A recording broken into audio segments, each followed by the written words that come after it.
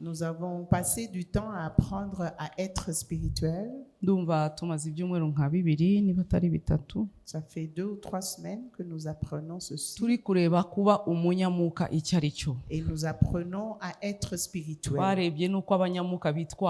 Comment est-ce que les spirituels se comportent? Dis à ton voisin, sois spirituel. N'abatate mubivuge n'aba francophone mubivuge les femmes âgées, n'abanyarwandafone mubivuge, les Rwandais, ceux qui ne parlent pas anglais ou français, dites-le. Sois spirituel. Sois spirituel. Quand vous êtes spirituel, vous ne vivez pas à l'ordinaire. Vous savez et vous comprenez ce que c'est le discernement. Vous savez ce que c'est faire attention aux détails. Vous faites attention aux détails. Vous savez ce qui est en train de se passer. Et vous savez ce qui est en train de se passer dans votre vie. Et vous ne regardez pas seulement distrait. Mais vous observez, vous savez, est-ce que ça vient de Dieu ou de Satan? Le spirituel, l'homme ou la femme spirituelle ne dit pas « Qu'est-ce que tu veux que je fasse?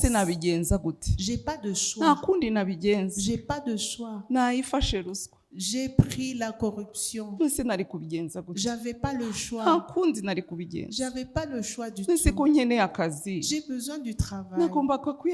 Je devais donner la corruption. Je n'avais pas le choix. Non. Le spirituel a toujours le choix. Le spirituel a toujours le choix et il sait que faire pour qu'il y ait des solutions.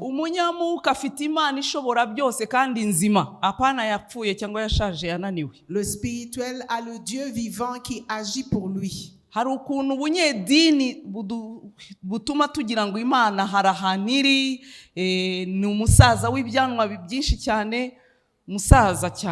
Des fois, nous avons cette image des religieux qui donnent l'image de Dieu comme un vieux qui a beaucoup d'années.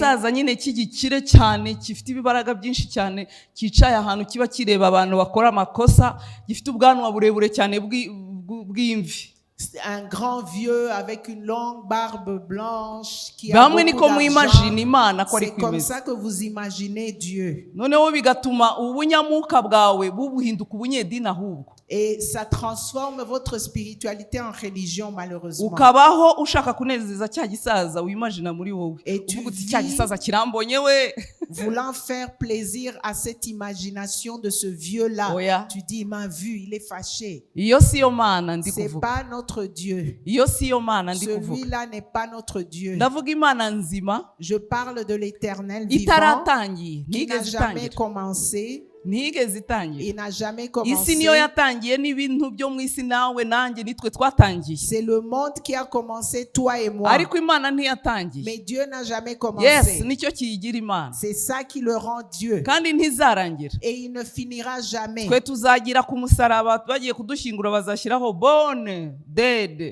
Chaque être humain, quand on est mort, il y a un début et une fin. Lui, il n'a pas de fin. Il n'a pas de début. Il n'a pas de fin. Il ne faiblira jamais. Il est toujours grand et puissant. Il est toujours puissant. Tu ne le connaîtras jamais totalement. Ta tête est très petite. Tu ne peux pas le connaître totalement. Il est vivant. Il est omniprésent. Il est resté à la maison avec ceux qui sont restés. Il est ici parmi nous. Il est avec ceux qui sont en Colombie qui sont en train de prier. Il est avec ceux qui sont à Kadutu, à Bukavu, ceux qui sont en train de prier. Il est avec ceux qui sont à Miami, au Texas, qui sont en train de prier. Il est en train de prendre soin de quelqu'un qui a appelé, invoqué son nom. Il est puissant, il ne finira jamais, il est au-dessus de tout. Les hommes peuvent passer, mourir, mais lui reste vivant.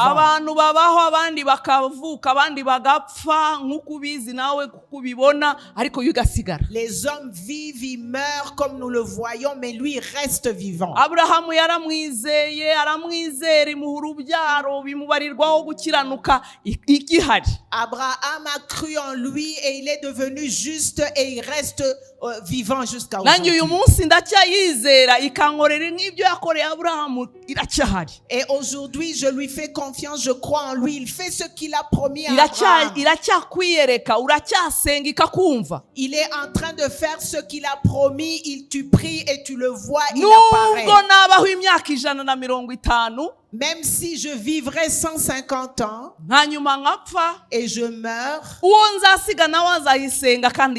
celui ou celle qui restera priera et il entendra. Il a toujours la puissance qu'il a fait intervenir dans la vie de Gédéon. Et nous parlons aujourd'hui encore de ces grands faits. C'est pour ça que je dis qu'il ne change pas. Et il n'y a même pas l'ombre de changement dans sa vie. Il est grand et je sens sa présence ici. Et quand tu parles de sa grandeur, il vient, il s'établit parmi nous. Je le sens qu'il est ici parmi nous. Parce qu'il est grand et incomparable. Sa grandeur est incomparable.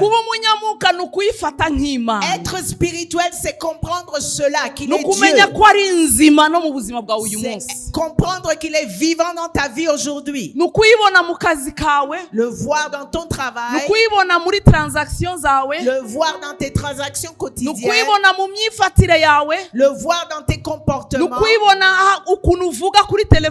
le voir de la manière dont tu parles au téléphone, le voir dans ta chambre seule, le voir là où il n'y a personne d'autre, le voir dans tes pensées, le voir dans ce que tu te dis en toi et ce que tu planifies. Le faire sortir de l'abstrait et l'amener dans le concret de ta vie. Être spirituel, c'est accepter qu'il œuvre dans ta vie comme il le veut. Être spirituel, c'est comprendre que tu appartiens à Dieu et qu'il a le droit de faire tout ce qu'il veut de ta vie. Comprendre que tu es à lui. Et accepter que ta vie n'a pas de signification sans lui. Accepter que sans Christ ta vie n'est rien. Comprendre que sans lui, l'ennemi t'avalerait complètement. Élève ta main et dis: Seigneur, je t'adore. Éternel, nous sentons ta présence ici et nous ne pouvons pas le nier. Merci parce que tu es grand et tu es puissant et tu ne négliges personne. Dans cette assemblée, tu es venu parmi nous. Ta présence est parmi nous. Nous te remercions. Tu es parmi nous. Viens œuvrer. Continue à guérir les maladies parmi nous. Continue à parler à ton peuple. Que je disparaisse complètement et que tu apparaisses. Que ça soit toi qui règne. Que ça soit toi qui es élevé. Je t'en supplie que nous ne rentrons pas comme nous sommes venus. Parce que tu as versé le Saint-Esprit en nous, règne parmi nous. wanjye indwara zihunge muri uyu mwanya. Que les maladies disparaissent en ce moment. Reka muri uyu mwanya ababoshye babohoke. Que ceux qui sont liés soient déliés. Reka ijambo ryawe ryumvikane rwose. Que ta parole soit bien comprise. Ndirukana gusinzira, ndirukana ubunebwe, ndirukana kwiheba n'amajwi yose umwanzi yavugira aha nonaha mu izina rya Yesu Kristo. Je renvoie le sommeil, le découragement, toute voix de Satan, je les renvoie au nom de Jésus. Turakwemereye Mwuka w'Imana gukore hagati muri Et nous te twebwe. permettons, Esprit de Dieu vivant, Ukuri de buyobore œuvrer parmi abariko nous. bigenda. Que tu diriges et ça Mu se izina rya passera Yesu comme ça. Kristo w'i Nazareth. Au nom de Jésus-Christ de Nazareth. Amen. Amen. Amen. Amen. Twabonye ko umunyamuka amenya umwanzi we. Nous avons vu que l'homme ou la femme spirituelle connaît son ennemi. Ugomba kumenya ko ufite umwanzi. Tu dois connaître ton ennemi. Ugomba kumenya yuko umwanzi wawe Satani arahari. Tu dois comprendre que ton ennemi Satan est là. Bavandimwe reka mbabwize ukuri, iyaba byamushobokeraga yakurangiza wese. Si ça aurait été seulement pour Satan, il t'aurait détruit il y a longtemps. Iyaba byaterwaga nawe nta n'umwe wari kuba akiriho. Si ça dépendait seulement de lui, personne ne serait encore vivant. Umwanzi icyifuzo cye ni ukukumaraho akuranduriye mu mizi akakuvanaho n'imbuto iguturukamo ntizabeho. Le désir de Satan, c'est de te détruire complètement, même le fruit de tes entrailles disparaîtrait. Kandi akabikorana ubugome bwinshi akakurandura kubabaza kwica koko. Et il le fait avec une grande méchanceté, il te tue, il te déracine complètement. Niyo mpamvu iyo ataba Imana, c'est pour cela que si ce n'était à cause de Dieu, celui qui est éternel, qui vivra toujours, si ce n'était l'éternel, si ce n'était l'éternel, dans sa grande puissance, nous aurions été détruits à longtemps. Nous aurions été détruits à longtemps. Si ce n'était Dieu, tu ne serais pas vivant aujourd'hui. Il y a beaucoup de pièges de Satan qui t'auraient tué. Il y a l'Éternel qui prend soin de toi. Il couvre au-dessus de toi. Quand l'ennemi essaye, il ne vaincra point. L'Éternel est fier de toi. Tu es la fierté de l'Éternel. Parce que tu es sauvé aujourd'hui, tu es la fierté de l'Éternel. Il t'a créé dans son image. Tu as la nature divine en toi. Et nous l'avons dit. Et cela fait qu'il te poursuit partout où tu vas. Il ne te lâche point. Et il ne t'aime pas parce que tu es sauvé. Il t'a aimé il y a longtemps. Et donc il couvre au-dessus de toi. Il ne te lâche point. Même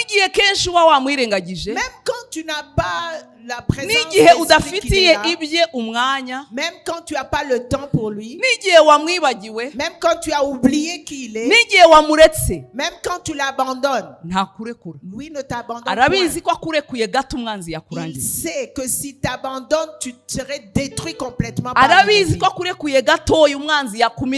Il sait que l'ennemi t'avalerait complètement s'il te lâchait. Donc il couvre sur toi.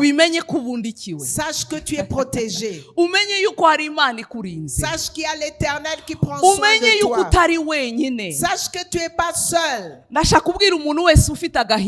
Je veux dire à quiconque qui a dans la tristesse, yuko ntacyo uzimarira ntacyo uzigezaho yakweretse ibintu bigutera agahinda muvandimwe ntugire agahinda. L'ennemi il a murmuré, il t'a dit que tu es triste, ta vie ne sert à rien. Je t'en supplie, n'entends pas ces voix-là. Umwami ari kumwe nawe. You are not alone. L'Éternel est avec toi, tu n'es pas seul. Ntabwo uri wenyine. Tu n'es pas seul. Ntabwo uri wenyine. Tu n'es pas seul du tout. Umwami Yesu ari kumwe nawe. L'Éternel est avec toi. Akuryamyeho. Il est sur toi. Ntabwo umwanzi azagushobora. L'ennemi ne vaincra point. Uyu munsi ushobora kuba utamwumva emotionally. Tu peux aujourd'hui ne pas le sentir émotionnellement. Ariko uzabimenya numara guca muri icyo kibaya. Mais tu le comprendras après que tu es passé dans la vallée. Que l'Éternel ne t'a jamais abandonné. Ntiwihebe ntugire agahinda. Ne sois pas désespéré. Umwami akubundikiyeho. L'Éternel prend soin de Akunambyeho. toi. Il est là avec toi. Ikinyoni ntabwo kizagutwara. Et le grand, imiyaga izahita.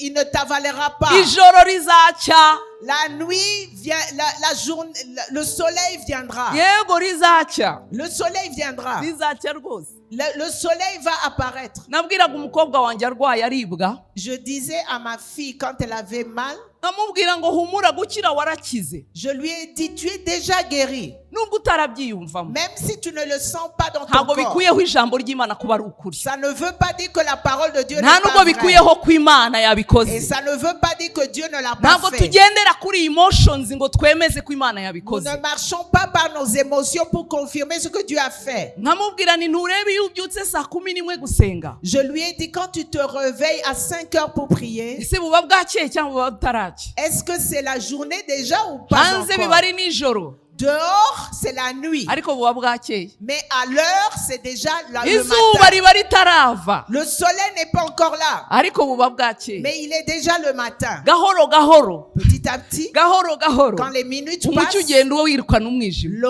la lumière vient. gahoro gahoro Petit à petit, umucyo ugenda wirukana la umwijima. lumière mu gihe fait partir utarabimenya les ténèbres. Avant que ukabona tu le saches, bwakeye. il est matin. umucyo uzana n'izuba ritarava. Et la lumière vient avant le soleil. kuba izuba ritarava mu buzima bwawe muvandimwe wanjye si ukuvuga ngo ntiburacya.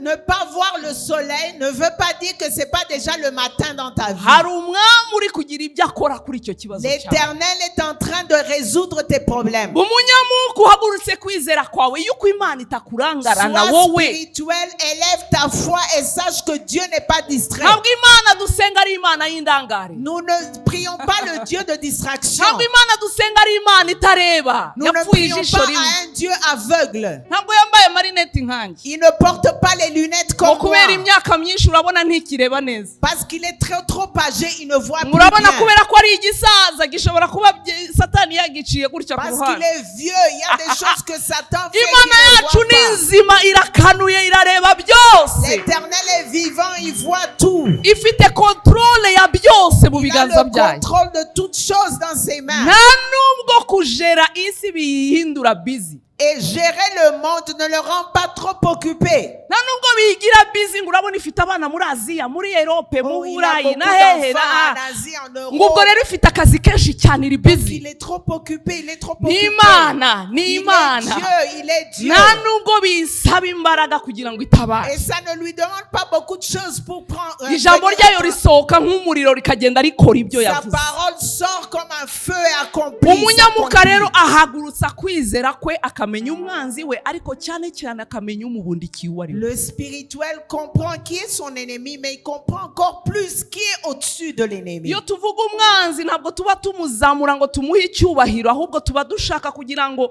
utarangara utajijwa uve mu gucanganyikirwa ahubwo usobanukirwe ko hari Imana irusha imbaraga wa mwanzi wawe. Et quand nous parlons de l'ennemi, nous ne voulons pas élever l'ennemi, mais nous voulons plus que tu comprennes, tu ne sois pas distrait, que tu te battes et que tu saches que le Dieu éternel est à ton côté. umenye ko Imana usenga Imana ukorera ntabwo ari indangare. Comprends bien que le Dieu que tu sers n'est pas distrait. ntabwo Imana ari indangare. Il n'est pas distrait. Imana yacu irakuzi neza. Notre Dieu te connaît très bien. burya uri no mu nda ya nyoko yarakumenye neza n'amagufa yawe niyo yayateranyije. Quand tu étais dans le ventre de ta mère, c'est lui qui a assemblé tes os ensemble. niyo yaguhaye uruhu rw'inzobe n'uruhu rwirabura sibyo ko basigaye bihindura. C'est lui qui a décidé la couleur de ta peau, sauf que maintenant, ces derniers temps, les gens changent leur couleur. hari abadashima ibyo bahawe Il y nyine a ceux qui ne bagahindura. sont pas contents de la manière dont Dieu a créé. ariko urwawe burya special uraruzi. Mais toi, tu connais la couleur de ta peau. buriya yo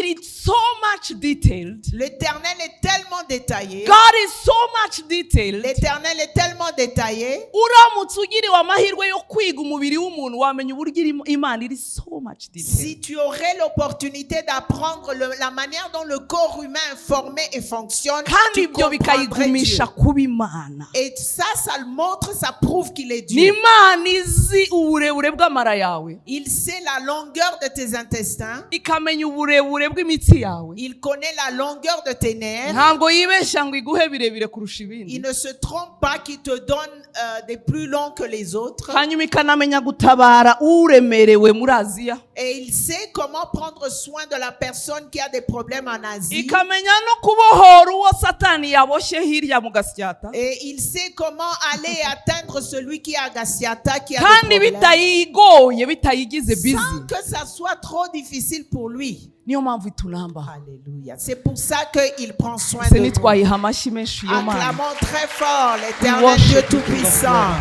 Alléluia. Turakuramya mwami w'abantu. Oh, nous t'adorons. Turagushima. Seigneur. Mukomera amashyi bivuye mu mutima wawe Nous umushima. acclamons très fort ton nom. Ubire turakoze, urakoze kutanyibeshyeho. Urakoze kutanyibeshyeho. Urakoze kukomeye, kuhambaye. Kuhambaye. Kuhambaye. Kuhambaye. Kuhambaye. Les collabrasi gote celebre asakate. Hallelujah. Dawidi yarabimenya aravuga ati data na mama bansiga. David a su et il a dit, mon père et ma mère m'abandonneraient. Ariko wowe ntabwo ujya Mais unsiga. toi, tu ne m'abandonnes pas. Mu Baheburayo 13:5 baravuga ngo ntabwo nzagusiga sinzaguhana. Dans Hébreux 13:5, la parole dit, je ne t'abandonne point, je ne te délaisse point. I will never leave you. Je ne te délaisserai I will point. never forsake Je you. ne t'abandonnerai Niryo point. sezerano yaduhaye. C'est ça sa promesse. Kumenya umwanzi wacu rero ni ukumenya ko abashaka kw'ibyo ngibyo uko twumva ko tubihindura. Connaître son ennemi alors, c'est comprendre qu'il veut changer notre vision de qui est Dieu.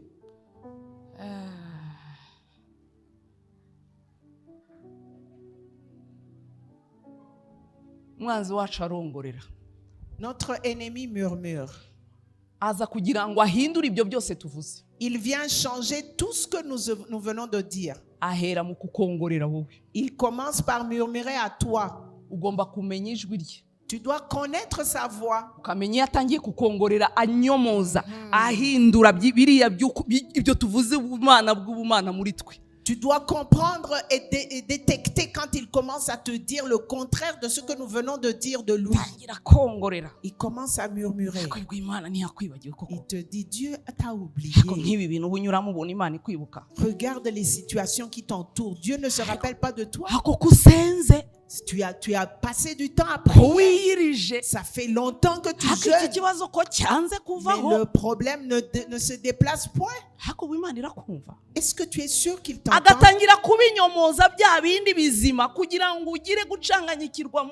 Il commence à dénier la vérité de Dieu pour que tu sois confus.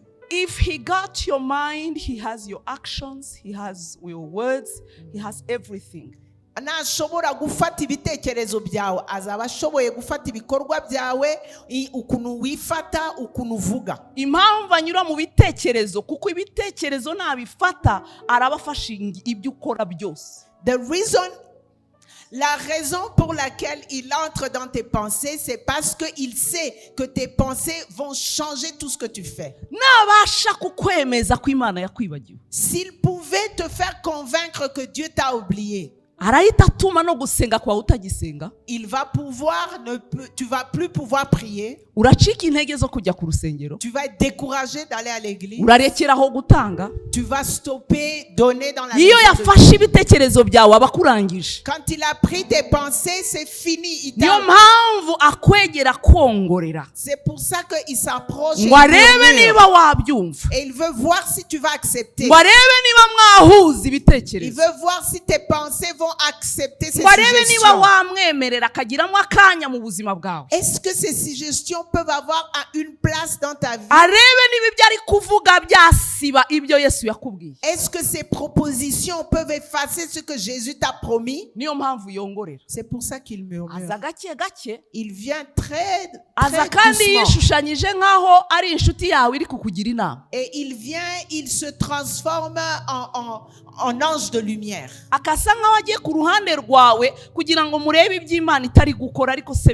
c'est comme s'il est de ton côté et il te montre que Dieu n'est pas vraiment en train d'agir. akaza guca intege akwereka ukuntu vraiment Imana kwidutengushye Il te montre que Dieu vraiment il est en train de nous décourager, moi et toi. Sois spirituel et découvre-le rapidement. C'est pour ça que tu ne te tais pas quand tu entends ces murmures. Tu dois répondre et dire, sors d'ici, Dieu ne m'abandonne jamais. Même maintenant, il y a ceux à qui il est en train de dire, sors de l'assemblée. Ça fait trop longtemps ici. Tu vas trouver que l'autre programme est fini. Tu pars, tu quittes l'assemblée. Il veut pas que tu entendes ce que je suis en train de dire. Et il y a ceux qui sont en train de tomber en sommeil. Et il y a ceux à qui il est en train de murmurer autre chose.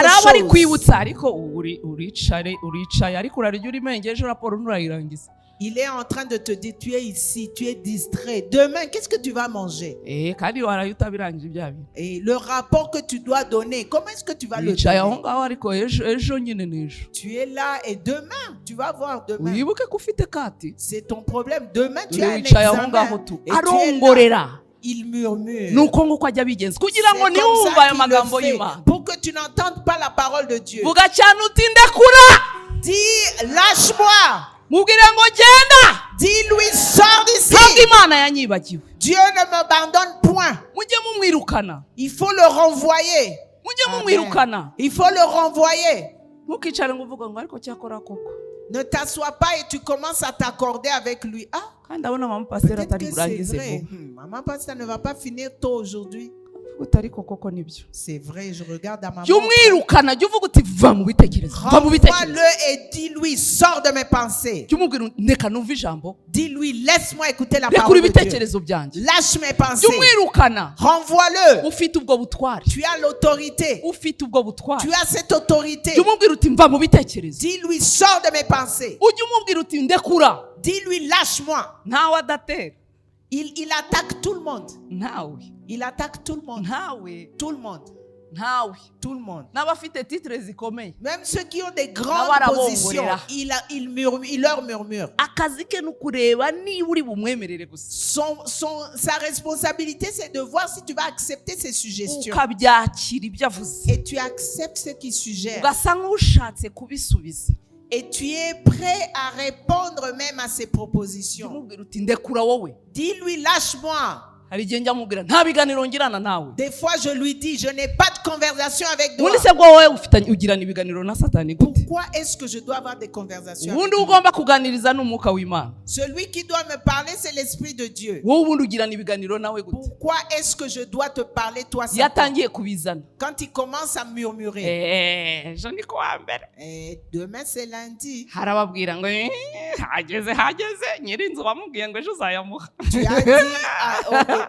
Tu as dit au propriétaire de la maison que demain tu vas le payer.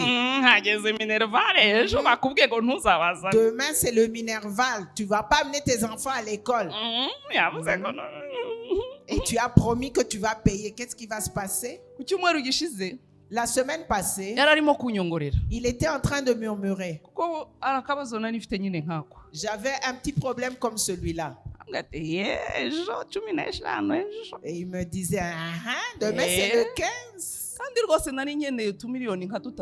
Et j'avais besoin de 3 millions, une petite somme de 3 millions. Petite somme de 3 millions. Tu es en train de dire, maman, 3 millions, c'est pas peu. Moi, quand tu parles des millions, je vois une grande somme. Moi,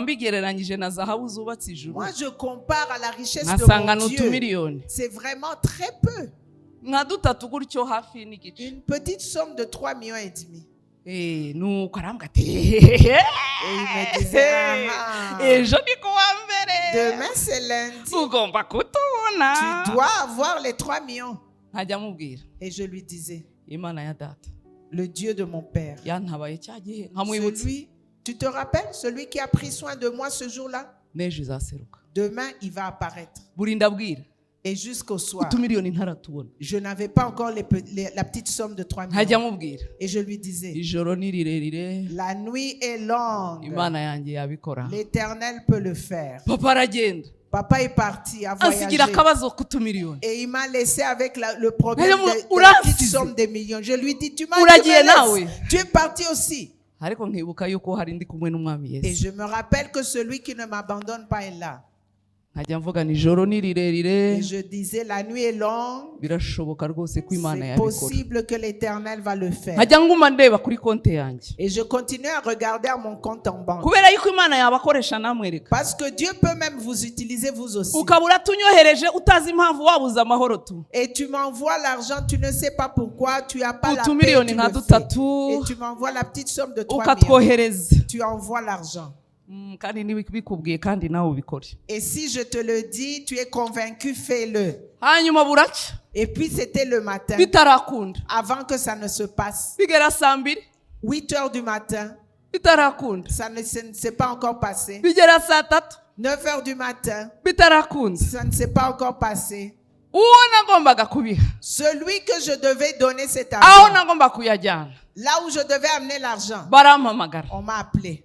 Kutako duhaye ayo mafaranga. Tu n'es pas en train de donner cet argent. Ndababwira ni ubu ngiye kuri banki, Je leur ai dit, je vais à la banque maintenant. kandi koko Et c'est vrai. ntibu ngiye gukora transaction. Je leur ai dit, je vais faire la transaction à la banque. Kayitesi natse imodoka, Et j'ai pris ma voiture. mba ndagiye kuri banki. Je suis allé à la banque. Mbaza ngo wari ugiye kuyiheza? Quelle banque est-ce que je suis allé? Oya, nagiye kuri banki yewe. Je suis allé à la banque. Ni mu nzira, Quand j'étais en route en allant, ni mu nzira, en route en allant, umuntu arambwira ati, quelqu'un m'a dit, hari ubutumwa bwawe mfite j'ai un message pour toi. bwihutirwa. Très, très urgent. Ndamubwira niko ndi mu nzira njya mu mujyi se. Je lui ai dit, je suis en route en allant en ville. Ate nanjye ndi neza mu mujyi ngwino duhure. Il m'a dit, ah, je suis aussi en ville, viens, on se Nangira kubwira rencontre. Satani, ndabundikiwe rega. Je commençais à dire à Satan, Ubwo est-ce butumwa que sinzi niba ari ijana, je ne connais même pas quel est ce niba message. ari Je ne utumiliyoni sais pas twanjye si c'est tuje. 100 francs, si c'est mes millions Ariko qui nitwo sont là. ntegereje. Mais c'est comme ça que j'ai pensé. Nahagurutse mu kwizera ndagenda. Je suis parti par la foi. Cyo nicyo kibica nuko mwicara mutegereje. Le problème, c'est que tu Yo t'assois et haguruka tu ugende. attends. Lève-toi et pars. Icyumweru Imana ntiyabitubwiye. Le dimanche, Imana yarabitubwiye Dieu nous l'a dit mu ijambo. dans la parole. Umugaragu w'Imana Pastor Willy Le serviteur de Dieu, Pasteur Willy, yarambwiye ati iryo jambo Imana nyine yararimpaye uko nyene il m'a dit, l'Éternel m'a donné la parole comme ça, ko ari ijyanyu.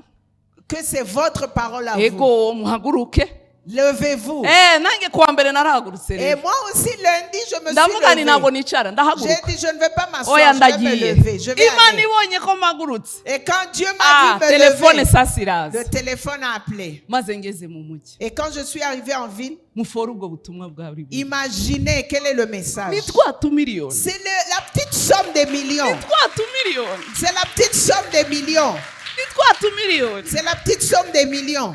Ubwo murambona ariko ndi guhamagaraho nagomba kudushyira. Vous me voyez appeler là où je devais donner les millions. Bimeze bite namwe ndi kuri banki. On m'appelait et je confirmais avec confiance. Je suis Hari à la abantu banque. hari abantu bajya bavuga ko bari kuri banki. Namwe ndi pastor ntabwo nakubeshya ndi Ils kuri m'ont banki. dit, il y a beaucoup Noneho de gens numva qui nous disent qu'ils namubwira sont ni à mu la banque. kanya ndakohereza Je lui ai ifoto dit, ya borudero yewe. calme-toi, je suis pasteur, je suis à la banque, je vais le Mpamagara faire. umukobwa wanjye. J'ai appelé ma fille. Namubwira ni genda ushirireho. Je lui ai dit, va Kuko nari mettre à mpageze mon namwe compte. murabyumva ko ndi kuri banki. Parce que je suis à la banque. Namubwira ni genda ushirireho. Je lui ai dit, donne l'argent ici, ici, ici. Mba nohereje amafoto. Et j'ai envoyé les photos. Bati thank you. Ils m'ont dit merci. Njya merci. kubareba rero kugira ngo bamenye yuko nyine byabaye. Je suis allé Bashyire les borudero voir noneho pour leur y'urupapuro. montrer le bordereau que j'ai Y'urupapuro vraiment pasteur fait, ntabeshya la yewe. transaction que le pasteur ne Ari vend ku pas. inzira yose. Mais en cours de route, Inzira yose. en cours de route, Nagiye mvugana. j'étais en train Igitabari, de dire, oh man, oh, igitabara. l'Éternel prend soin. Igitabari yo mani L'Éternel prend igitabara. soin. Komeza uyizere Continue de uyisenge lui faire rwose. confiance. Igitabara kandi nawe Prends iza soin et gutabara. toi aussi, il viendra à ton secours. Imana y'umubyeyi wanjye yantabaye kuwa mbere. L'Éternel qui m'a secouru lundi. nigutabare ejo kuwa mbere mu izina rya Yesu Kristo w'i Nazareti. Au nom de Jésus. Amen. Amen. nigutabare Qui viennent à ton secours. nigutabare Qui viennent à ton secours. nigutabare ejo mu Qu'ils gitondo viennent à ton secours demain matin. nigutabare Qu'ils viennent à ton secours. ubyuke kandi uhaguruke ugende Et lève-toi et va. ugende uvuga uti wowe watabaye mama Va et dis, toi Nanjye qui as ntabara. secouru maman, ntabara viens à mon secours. niko umunyamuka bigenza. C'est comme ça que le spirituel fait. ariko byarashobokaga Mais ça aurait été possible ko umwanzi anyongorera que l'ennemi ait murmuré à moi. nanjye nkamubwira Et moi aussi je lui dis, cyakora koko c'est vrai ce que tu dis. usize miliyoni 3 ndazikurahe mukabyara Où est-ce que je vais trouver les 3 millions? ariko si ubuzavahe C'est beaucoup d'argent. miliyoni 3 3 millions. birakomeye. C'est difficile. umwanzi arongorera L'ennemi murmure. jya umubwira uti nta biganiro mfitanye Quand il nawe. commence comme ça, dis-lui, j'ai jya plus umubwira de uti imana conversation yanjye avec toi. irakomeye kandi Mon izantabara. Dieu est grand et il va me secourir. Haleluya. Amen. umwanzi wacu arabeshya. Il ment. ibi twarabibonye kuwa kane simbitindaho. Nous avons vu cela jeudi, je ne vais pas prendre trop de twarabisomye temps. muri Yohana 8:44. Nous avons lu dans Jean 8, 44. ikindi umwanzi wacu arareshya. Notre ennemi séduit. arareshya. Il séduit. azi ukuntu ahindura ikibi cyiza mu kuntu Il kugira ngo sait, ugikore. il sait comment séduire pour que tu fasses ce qui n'est pas bien. afite ukuntu ajya ahindura ibintu bibi akabisigiriza ukabona nk'aho ari byiza kandi ari bibi cyane Il kugira ngo ubikore. transforme le bien, le mal en bien pour que tu ne sois pas vraiment clair si c'est mal ou si c'est bien pour que tu le fasses. bose araguhamagara ngo ngwino ukore interview ariko uyikorere iwe mu rugo. Le patron t'appelle et te dit, viens faire l'interview, mais c'est chez moi à la maison. iyo interview murayumva? Quelle est cette interview-là? urabona amasaha yagiye so uransanga mu rugo. Tu vois, j'ai plus le temps, il faut me trouver à la maison. arareshya. Il est en train de arabizi ko ukeneye séduire. akazi cyane. Il sait que tu as besoin de travail. arashaka kugunaga muri situation igoye. Il veut te faire tomber dans une situation difficile. bumunyamuka Sois spirituel. shishoza. Observe. ariko abantu bose bakorera interview kwa bose mu rugo nyuma ya saa 12. Demande-toi, est-ce que tout le monde fait des interviews dans la maison du patron wiba après igipapa 18 heures? ndaza yesu Faut pas aratabaye we simplement aratabaye. dire, Dieu a répondu, je vais venir. Non, banza non. ubyibaze Demande-toi, kwa bose chez le patron, kandi akazi kari mu mujyi. alors qu'il travaille en ville, njyewe ndajya kwa bose le bureau est en ville, moi je vais chez Muri lui à la interview. maison, dans l'interview. kwa bose se ni mu biro bye Pourquoi est-ce que je dois aller chez lui à la maison? cyangwa ati ku ihoteli runaka Ou bien il t'appelle dans un hôtel. ngwino duhurire hano kuri hoteli di. Viens, nous allons nous rencontrer à cet harya ngo hôtel. ni wowe ushaka akazi ka secretary? C'est toi qui veux le maze travail iyo de bavuga ntumenya ko secrétaire. ari amajipo bashaka. Et quand il parle, tu ne sais pas qu'il veut coucher avec toi. yego nyirabya ngo ni wowe ushaka akazi? Ah, c'est toi qui veux le travail? Allo? Allô? ni wowe ushaka akazi? C'est toi qui veux le travail? Okay, nsanga hano kuri Demira. Viens ici à l'hôtel de Mira. Nsange hano uze nka saa moya n'igice. Tu vas venir à 14h30. Saa moya. 19h30. Hari uguhamagara ku manywa se saa moya. 19h30. Uti yego ndaza yego Tu dis ndaza. oui, je vais venir. Umuntu uzanyohereza message ngo ajye muri interview ya saa moya nzakubwira ntayo nsengera. Celui qui va m'envoyer un message, maman, prie pour moi, je vais aller à une interview à 19h, je ne vais pas prier. Interview zikora ku manywa. L'interview se Ku passe biro, la mu journée kazi. dans un bureau Iyo au interview rero travail. igiye kuba saa moya. Mais cette interview allait avoir lieu à Uyirengere. 19h. C'est à toi les conséquences. Ibyo ni ibyawe. C'est à toi les conséquences. Umwanzi aba ashaka gusiga ikibi L'ennemi veut séduire, agisigirize. montrer le mal Noneho que c'est utangire bien. wumva amajwi. Et commence, tu vas entendre les voix. ushaka inka kajya Si- gushaka akazi da. Si tu veux le travail, fais tout ce qui est possible. ushaka inka aryama nkayo genda nta kibazo genda Il n'y nta a pas de kibazo. problème, vas-y. maze ubwoba bukagufata Et tu vas avoir ugatinya peur. kubaza bosi. Tu as peur de none se demander. akazi ni kuri Demira cyangwa le travail, est-ce que c'est votre bureau ou à ukagira ubwoba l'hôtel? Tu ugatitira as peur, tu tremblotes. nuko akaza rero Et puis l'ennemi vient. ukajyayo. Le patron vient, tu y vas?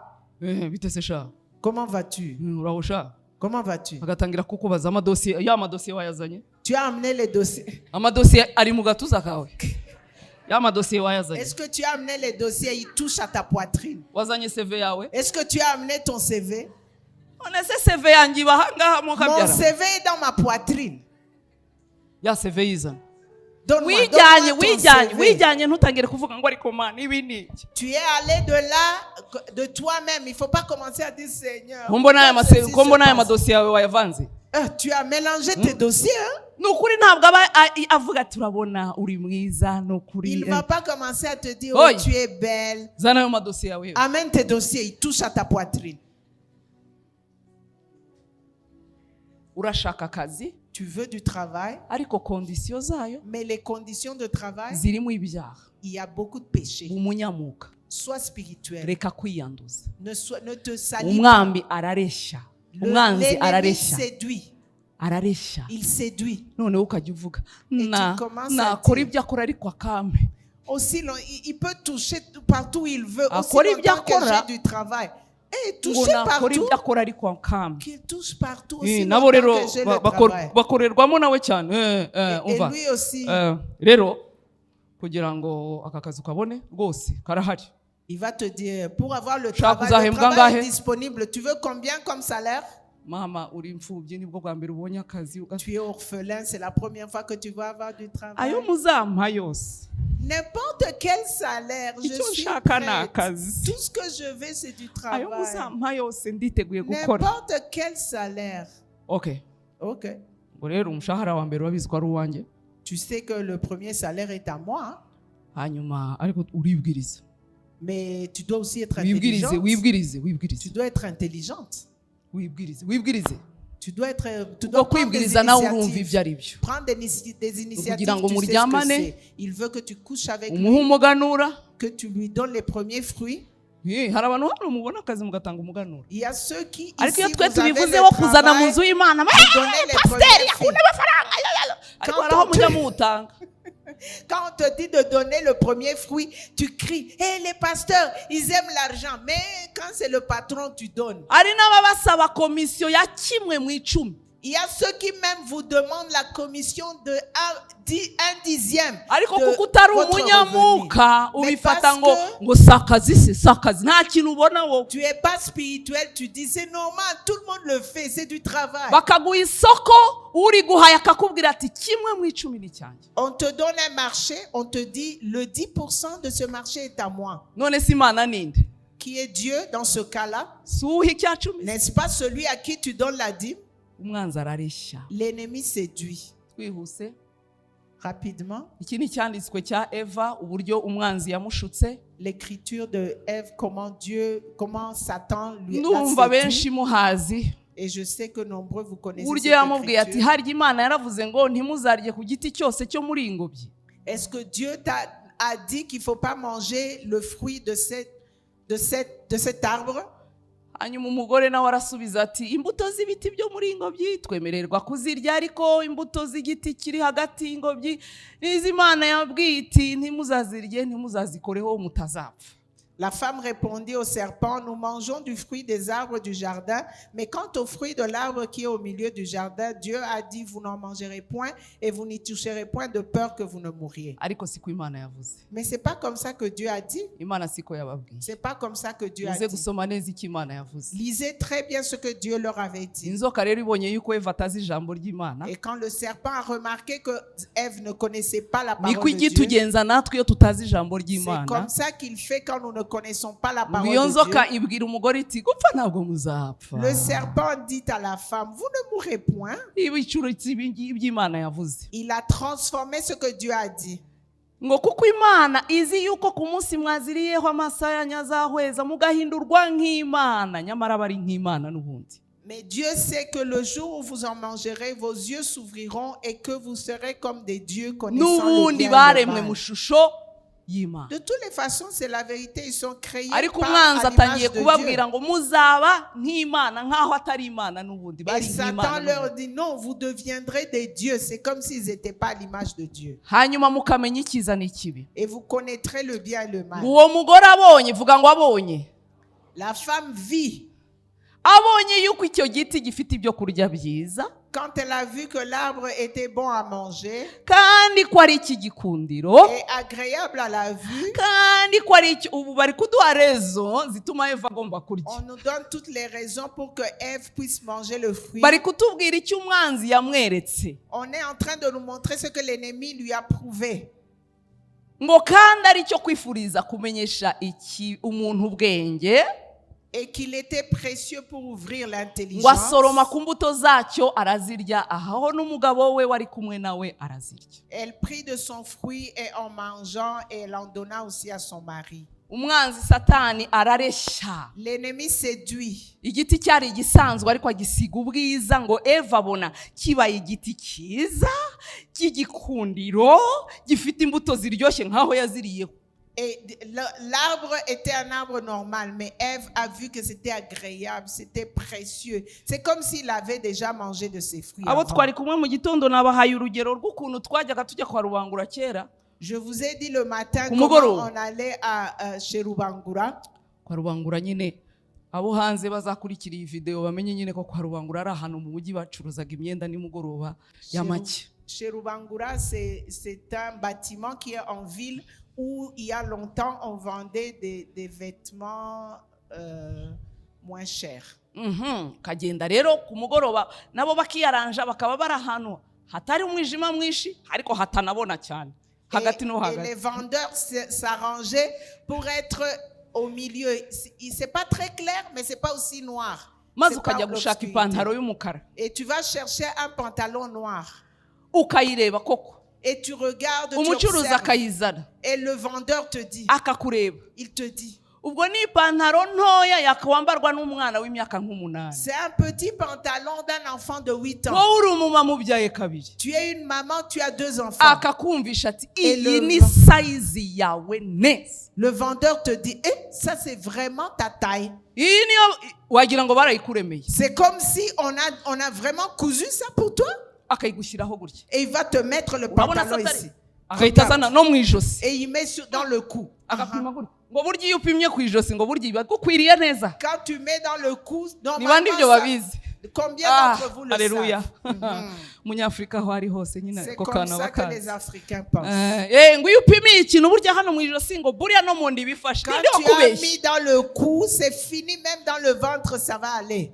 akaba aragupimye ati do ubwo inyuma ntuharuzi, Tu ne vois pas ce qui se ntuzi niba passe bikwiriye derrière. koko cyangwa Tu ne vois pas bidafashe. ce qu'il a fait derrière. akaba aragupimye do ni yawe, iyi ni yawe. Ça, c'est pour toi, c'est pour toi. noneho ukajya umubaza ariko ko ntabona ibara neza, ni umukara lui cyangwa dis- ubururu bwijimye. Écoute, je vois pas très bien la couleur. Est-ce que c'est bleu foncé ati ou wese c'est noir? nushaka iy'umukara, iyi ni umukara. Il te dit, tu m'as dit noir, non? Ça, c'est noir. ukaba urasasuye Tu donnes l'argent, ugacyura ipantaro tu yawe prends ton pantalon. ngo ugere mu rugo Quand tu arrives à la maison, ngo ufungure ibyo uguze tu ouvres ce que tu as acheté. usange ari ipantaro y'icyatsi, Tu trouves que le pantalon était vert usange iracitse, et il est déchiré. usange ari iy'umwana, Tu trouves que c'est pour un enfant uhombe et là, tu as perdu. bayiteruza amasafuriya. On va prendre ça et mettre dans la cuisine. uhita ijya guteruza amasafuriya On va hanze utiliser ça dans la cuisine. cyangwa igahinduka itorosho. Ou bien ça devient un torchon. ariko bakureshye wowe, Mais le vendeur était très convaincant. yakumvishije ko ari sayizi Il yawe, te faisait comprendre que c'était ta taille. wapimye no mu ijosi, On a même essayé wagera autour mu du rugo cou. ukambara ugasanga n'imashini ntiyegeranye. Tu as urajyamo yewe urajyamo. Tu essaies Wapi, de ntabwo porter ari à la ibyawe. maison, ce n'est pas à toi, c'est pas ta taille du tout. satani niko bigenza, C'est comme ça que Satan le akubita fait. icyaha ishusho Il met le péché, akagisiga akakwereka yuko nta kibazo n'amafaranga make gusa urahita ubona akazi. il va te montrer que vraiment c'est très peu d'argent et puis tu vas directement umva avoir ukuntu le hari travail. n'abavuga ngo none se ngo nubwo yagusaba ukwezi kumwe agusabye 3 ubwo ntiwabyemera ukazagumana akazi imyaka 5, hari ikibazo? Il y a même ceux qui disent, est-ce qu'il y a un problème si je donne 1 mois de salaire, aussi longtemps que je reste 5 ans au travail, est-ce qu'il y a un problème? cyangwa ukabona akazi mu kabari Ou bien tu trouves, tu as un travail, on te propose un travail dans un bar. kubera ko waje uvuga ngo oya jye sinkora mu kabari. Parce que tu dis que tu ne travailles pas dans le bar. Bagahita bakubwira ngo oya nta nzoga uzakoraho. On te dit non, non, non, tu ne vas pas toucher à la bière. Wowe uzajya kuri kesi. Tu ne vas pas toucher à l'alcool, tu vas à la caisse. Wowe ni ukwakira amafaranga gusa. Toi, Ntaho uhuriye n'inzoga. tu ne touches pas du tout à l'alcool. Kugira mugenzi wawe ngo bumunyamuka. Dis à ton voisin, sois spirituel. Wimana kabisa yabuza uzaza hano utanga ubuhamya. Est-ce que tu viendras ici donner un témoignage? Haleluya, haleluya. Alléluia, bien-aimé. Ndashima Imana yampaye akazi muri ka kabari ka 250. Je remercie le Seigneur qui m'a donné un travail dans le Naho bar. se ngwino niba uvuga ngo nta kibazo ngwino uduhe ubuhamya. Si vraiment tu es là, Ngwino donne-nous le témoignage. Donne-nous le témoignage. Haleluya, haleluya. Alléluia. Yego nabonye akazi. J'ai eu un travail. Yego muri betting. Je suis en train de travailler Hallelujah. à betting. Alléluia. Ni muze se mutanga ubuhamya. Viens donner le témoignage. Kuri kuvuga ngo nta kibazo. Tu dis qu'il n'y a pas de problème. Kuri vuga ngo nta kibazo nta ribi ryabyo. Tu dis que le travail est bon. Il n'y a pas de Ngwino problème. nguhe mikro duhe ubuhamya. Viens devant les gens. On te donne le Uwimana micro. yawe ya yindi twavuze icyo ishoboye ni ukuguha akazi mu kabari. Est-ce que Dieu, vraiment le Dieu puissant dont nous ubu parlons, mu va te gushobora donner le kw'Imana travail dans mu le bar? gukomera kw'Imana ikibashije kuguha n'akazi mu kabari. Dans toute sa puissance, le travail qui peut te donner, c'est ubwo dans le bar. amasengesho n'amavi wapfukamye byose icyo bishoboye kubyara n'akazi ko mu kabari. La prière, les prières que tu as fait, tu t'es agenouillé pendant longtemps, c'est vraiment pour avoir un ubwo travail dans un kwiyiriza bar. wiyirije icyo ubashije kuvanamo n'akazi ko muri Tous beti. les jeûnes que tu as fait, le travail que tu dois wahumutse avoir, c'est dans amaso un bar. wabaye umunyamuka. Sois spirituel, ouvre les yeux. ibasha Celui qui est gukora capable ibirenze de faire au-delà, na kure au-dessus ibyo dusengera n'ibyo dusaba de n'ibyo tout ce que nous twizera, demandons, nous imaginons. iyo ntabwo ari uko ikora. Ce n'est pas comme ça qu'il œuvre. Ntabwo itanga ibice Il ne bitanoze, donne pas la moitié des choses. nta nubwo itanga ibituzuye, Et il ne donne pas ce qui est nta incomplet. nubwo itanga ibizagutera ipfunwe, Il ne te donne pas ce qui va te faire honte. ntabwo itanga ibizakumwaza. Il ne te donne pas ce qui va te faire honte. iyacu itanga bizima, Notre Dieu, quand il donne itanga ce qui est ibisukuye, juste, ce qui est propre, itanga ibyo uzaheramo ubuhamya abantu. ce que tu vas donner témoignage aux gens. Haleluya. Amen.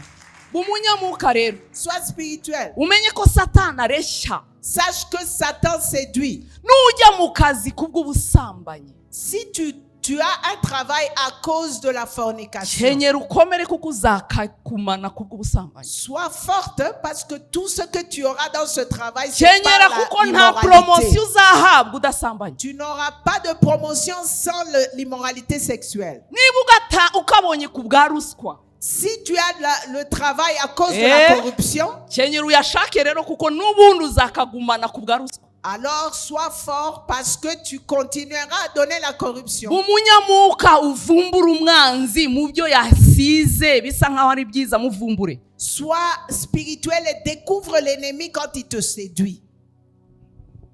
Umwanzi wacu akoresha uburiganya.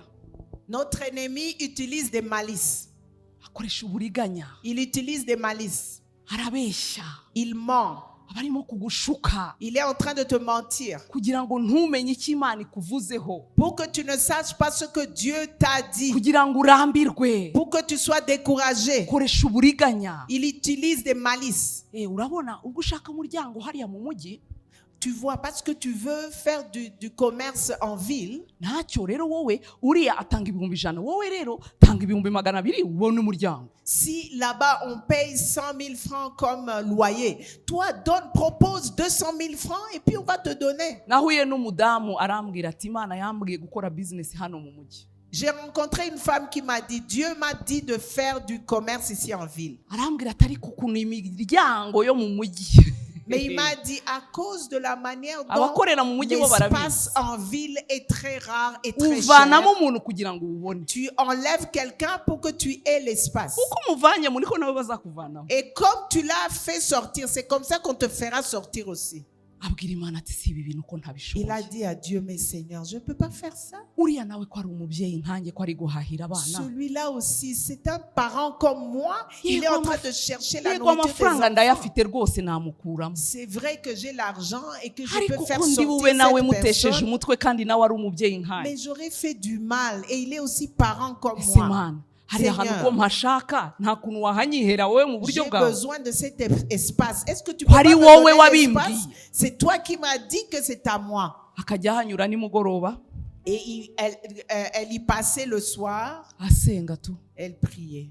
Abanyamuka rero Et les spirituels, nta bariyeri bagira, il n'y a pas de barrière. nta nubwo bayemera oya ngo nicyo gisubizo. Et ils n'acceptent pas non comme réponse finale. Akajya ahanyura mu kagoroba gutya Et elle passait le soir agaparika hafi yaho et elle allait arrêter la voiture agakora spying et elle passait, elle marchait tout autour de akavuga l'espace. ati aha hantu ni ahanjye, Elle disait, Seigneur, cet endroit est à moi. Imana niyo izahampa, L'Éternel me donnera cet ntawe endroit. nzakuramo, Je ne vais pas renvoyer les nubwo gens. mfite amafaranga Même si j'ai de l'argent, ngiye kwihangana, je vais être patient. Imana ihampe. Dieu me donnera cet espace. Akahazenguruka ku mugoroba, Et faisait la patrouille la nuit. Mana nzima ntabara, Seigneur éternel ni wowe vivant, wambwiye ko hano nzahakorera, c'est toi qui m'as dit que cet endroit uhampe est à nta moi. mwanda, Donne-moi cet espace sans uhampe ruse. ntiyanduje. Donne-moi cet espace sans Nzi yuko ushoboye méchanceté. byose, Je sais que tu es capable de nzi tout. ko n'imiryango yo mu mujyi urayishoboye. Et je sais que les espaces en ville sont Erega à burya toi. ikitwica nuko hari aho tubona Imana itagera. Le problème, c'est que des fois, nous pensons qu'il y a des choses que Dieu ne peut pas faire. Hari ibintu wumva ko ari wowe ukwiye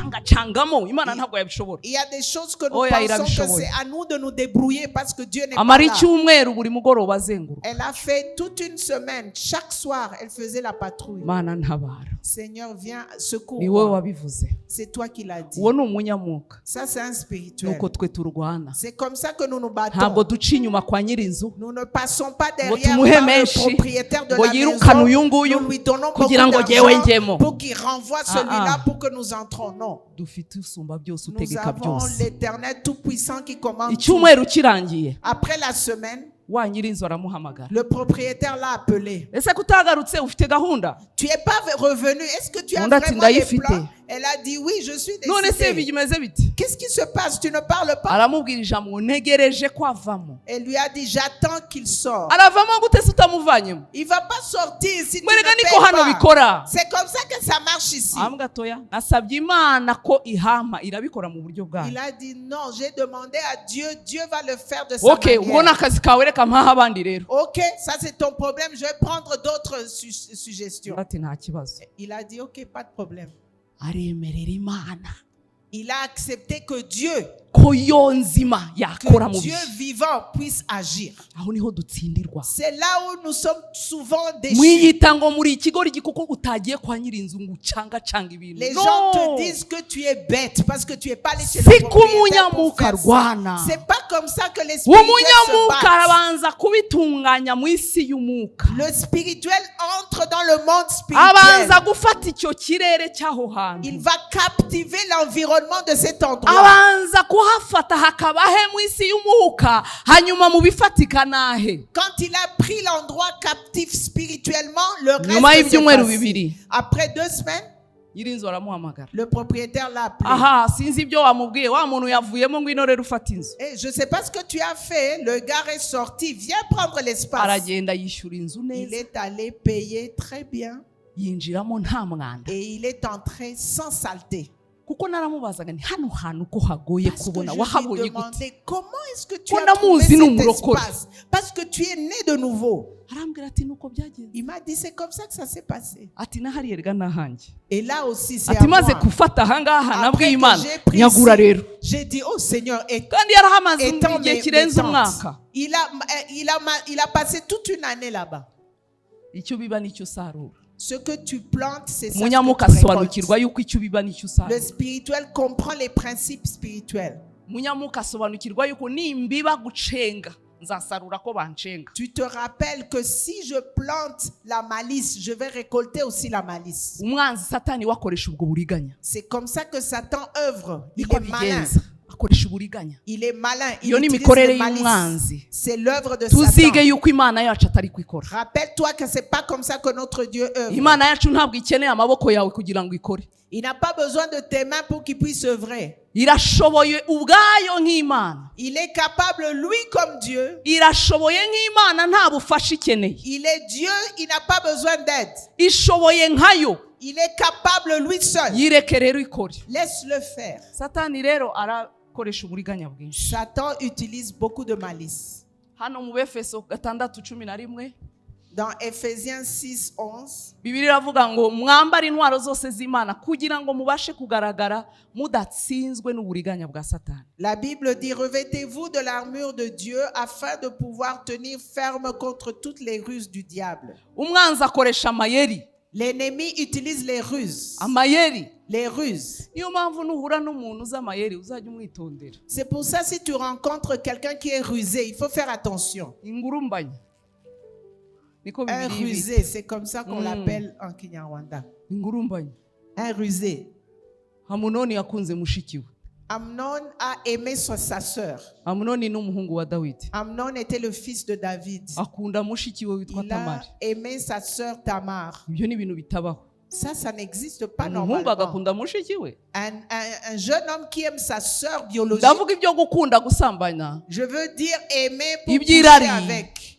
Ibyirari. Je veux dire aimer pour coucher avec. Maze mugenzi we araza inshuti ye. Et puis son ami est venu. Isanga yarwaye. Il a trouvé qu'il était malade. Yari yarwaye ikintu bita muru. Muru murayizi? Il avait la maladie d'amour. Muzi icyo bita muru? Est-ce que vous savez vous connaissez la maladie d'amour? Abahungu banjye ntimuzarware muru. Jeunes hommes, je vous en prie, il ne faut pas tomber malade d'amour. Arabajya baza bakambwira bati umva umutima wanjye wagiye muwe neza neza. Il y a ceux qui viennent et me disent, mon cœur est sorti de moi et il est en train de battre en elle. Je dis souvent, tu as besoin d'aide. Donc tu n'as plus de cœur. Le cœur est allé en elle. Tu as besoin de secours. Si tu es assis avec un jeune homme, dis-lui, calme-toi, calme-toi.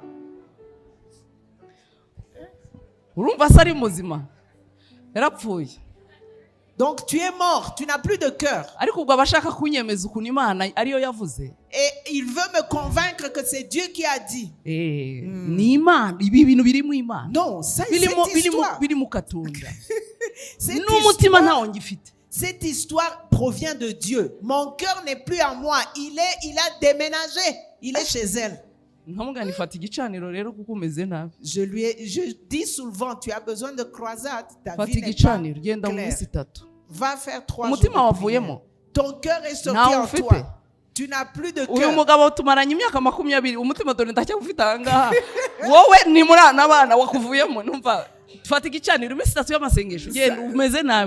Ça fait à peu près 20 ans que je suis avec cet homme de Dieu. Il a son cœur, j'ai mon cœur. Mais toi, tu ne l'as même pas encore fiancé. Ton cœur est déjà sorti. Tu as besoin de croisade. Je ne pense plus correctement. Je ne travaille plus correctement. Je vais mal. Je suis malade. Mes garçons, mes fils, mes fils, comme utavuga amena, muhise munyihisha se. It is mama preaching. C'est maman qui prêche. Mes fils, mes fils, iby'Imana ntabwo bisaragurika gutyo. Ce qui vient de Dieu, ça n'exagère pas comme ça. Umukunda ukongera ugasenga.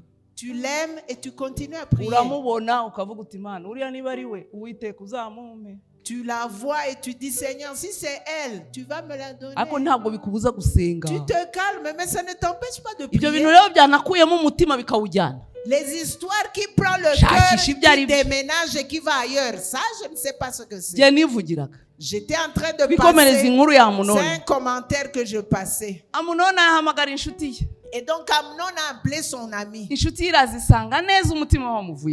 ami est venu à trouver qu'il est malade. Amnon, qu'est-ce qui s'est passé? Tu es malade. Amnon lui a dit, j'ai beaucoup aimé Tamar. Je ne sors plus de mon lit. Je ne peux même plus manger. ndi umwana najyaga numva indirimbo ngo celibateri nakirya nakiryama asigaye atunzwe ni foto y'umukunzi nibyo. Quand j'étais encore jeune, j'entendais une chanson qui disait le célibataire ne mange plus, ne vit plus, il est en train de vivre par la photo de son âme. Alléluia, les célibataires banje. Alléluia, les célibataires. Alléluia, les filles et les garçons. Alléluia. Mujye murya bene data.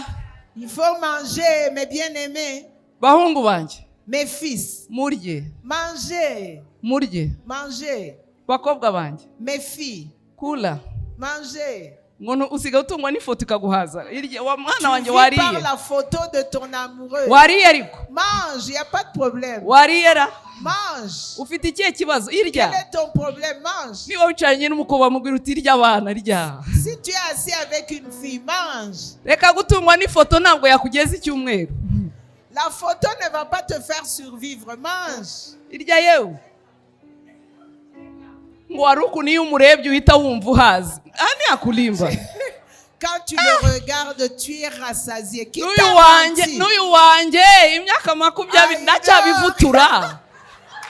Ça fait 20 ans, mais je mange, il mange. Ararya nanjye nkarya. Je mange, il mange. Wowe rero ngo urareba ifoto ngo ugahita wumva uhazi. Mais toi, tu regardes la photo et tu es rassasié. Amunoni nawe niko yarameze. C'est comme ça que Amnon était aussi. Arabwira mushuti we ati meze nabi. Il a dit à son ami, ça ne va Ntabwo plus. nyibasha kurya. Je ne mange plus. Ntabwo mbasha kunywa. Je ne bois plus. Yewe meze nabi. Ma vie n'est pas correcte. Inshuti ye yari umuhungu wa Satani neza yibyariye. Son ami est un rusé de Satan.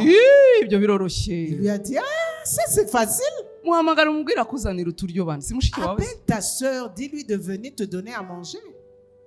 Kugeza aho nta kibazo. Mushiki we baramuhamagara zanira musaza utwo kurya. Kugeza aho nta mahoro. Jusque là ça va. La sœur est venue pour lui donner à manger. Abigejeje mu nzu. Quand elle est arrivée dans la maison, itegeko ry'umuhungu w'umwami rirasohoka. L'ordre du fils du roi abagabo mwese mwiheze. Tous les hommes dans cette maison sortaient. Aho rero niho Tamari nawe yagombaga gusohokera. C'est là où Tamar devait aussi sortir. Harya we ngurakomeye cyane ngo ibintu by'ibyaha ntacyo bigutwara. Icyo usambanye icyo Imana yaravuze. Bibiliya iravuga. Duka. La Bible dit quand il arrive à l'immoralité sexuelle, tu dois fuir, courir de toute force. Mais il y a des jeunes ici qui disent, moi je fais 7 jours de prière, il ne faut pas jouer avec moi. Cette jeune fille, elle ne peut rien faire. Je peux m'asseoir avec elle, je parle en langue, elle va tomber en syncope. Bibiliya rero yari igicucu ijya kuvuga ngo muhunge. Donc la Bible n'est pas normale quand elle dit qu'il faut fuir. Jeune fille, jeune homme. Enlève les chaussures. Quand ça commence à aller comme ça, mets ça sur ta tête et cours de toutes tes forces. Duka. Cours. Il faut fuir. Fuis. Kimbia. Fuis. Duka. Fuis. Sangaho umuriro guteye. Fais comme s'il y avait un incendie. Cours. Aho rero no Tamari yabereye umunyakamere ntiyabo umunyamuka. C'est là où Tamar est devenue charnelle. Abantu bose basohotse mu nzu. Tout le monde est sorti de la maison. Toi tu restes. Pourquoi est-ce que tu restes? Qu'est-ce que tu restes faire? Kuri mushiki we ko nta kindi ubundi wagatekereje abandi bose basohotse nawe wari ukwiye gusohoka. Tu es sa sœur, si tout le monde sort, tu sors aussi. Tamari bamufata ku ngufu. On a violé Tamar. Afatwa ku ngufu na musaza we. Elle a été violée par son frère. Asohoka yambaye isoni. Elle est sortie avec la honte. Asohoka yambaye isoni. Elle est sortie honteuse. Kubera kubura ubwenge. Parce que elle n'était pas intelligente. No kurangara. Elle était distraite. Comme toi aussi tu le fais, tu vas visiter le frère. Oh yeah, maman passe maman passe ces histoires-là. Moi, mon ami, il est sérieux. Nous sommes sauvés. Je suis allé le visiter. Je devais amener le laptop. je suis allée à la moto. Je sors de la moto. Qui m'attend? Je vais prendre la machine et je retourne sur la moto. J'ai demandé à le motard de m'attendre. Je sors et vite. Je prends la machine et je sors. Ok, c'est comme ça que tu veux. Fuis. Et puis tu vas venir en pleurant. Maman, je ne sais pas comment je suis tombée dans le péché. J'étais sur la moto. Il m'a dit de prendre la machine. Et lui, il ne peut pas t'amener la machine. Il n'a pas de pied. C'est toi qui dois entrer même dans la maison pour amener la machine. Mais ceux de cette génération, ils sont très forts. Les jeunes de ces derniers temps, ils ont des limites. Ces histoires-là, c'était pour les vieux et les vieilles. De cette génération, vous êtes forts. Ces tentations-là, ça ne vous arrive pas. J'ai pitié de toi. Ne viens pas pleurer à moi. Je suis arrivée et la pluie a commencé à tomber. J'ai attendu pour que la pluie passe pour que je puisse sortir. Quand j'attendais, il m'a lâche-moi. Wa mupfapfa we ubundi ibyo byose byarinze bigera ureba he ignorante. Comment ça se passe que tu arrives à ce point là? Ubundi byarinze bigera aho ngaho we warebaga he? Où est-ce que tu regardais quand c'est arrivé à ce point là? Alléluia. Amen. Umwanzi rero wacu akoresha amayeri. Il utilise des ruses. N'abasore benshi bakoresha amayeri iyo bashaka kuryamana n'abahungu n'abakobwa. Ils utilisent les ruses quand ils veulent coucher avec les filles. Bakoresha amayeri. Ils utilisent les ruses. Narwaye. Je suis malade. Wangurira umuti. Achète-moi le médicament. Amène-le. Umuryango we wose ni wowe wahisemo kumuzanira umuti. Dans toute sa famille, il y a personne qui peut amener le médicament que ariko toi. Tu n'y penses même pas.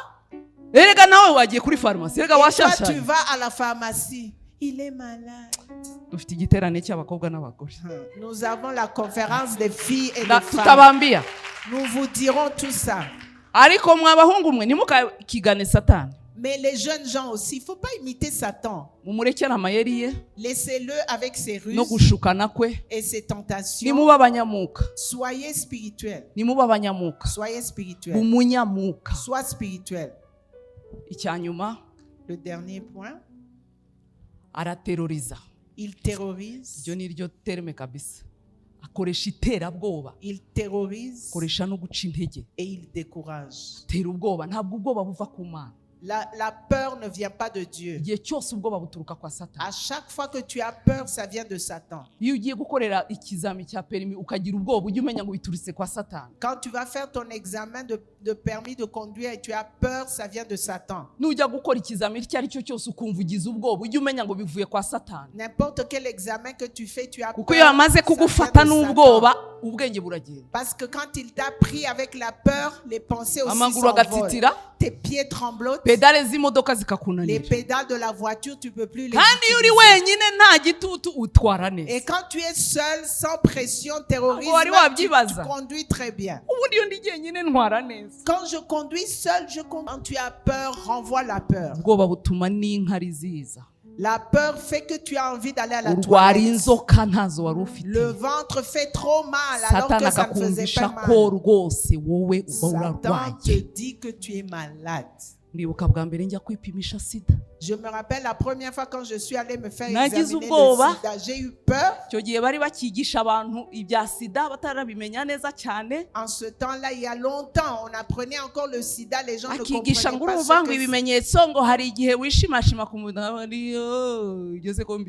que On te dit les symptômes. hari igihe c'est que tu te uhitwa grattes. ibyo On se ko te njya dit des mbigira. fois tu as la diarrhée, tu dis j'ai déjà hari eu la igihe diarrhée. urwara udusebe mu kanwa Des fois tu ibyo as se ko des plaies dans la bouche, je dis j'ai une plaie dans la bouche. baragenda bafata amaraso On est parti prendre le tujya ku sang. murongo wo kwakira ibisubizo. On est allé à la queue pour prendre les buri uko réponses, ngiye kugerwaho les résultats. nkaba nsohotse gatoya. À chaque fois qu'on va appeler mon nom, je sors. iyo un peu. ngarutse ntabwo nsubira hahandi, Quand je reviens, je ne vais plus sur la queue. njya ku là. murongo w'inyuma nyine. Je vais derrière les autres. nkavugana yii Je dis, oh mon Dieu. ayifite tu nkurikije biriya bimenyetso, Suivant les symptômes du sida, j'ai le sida.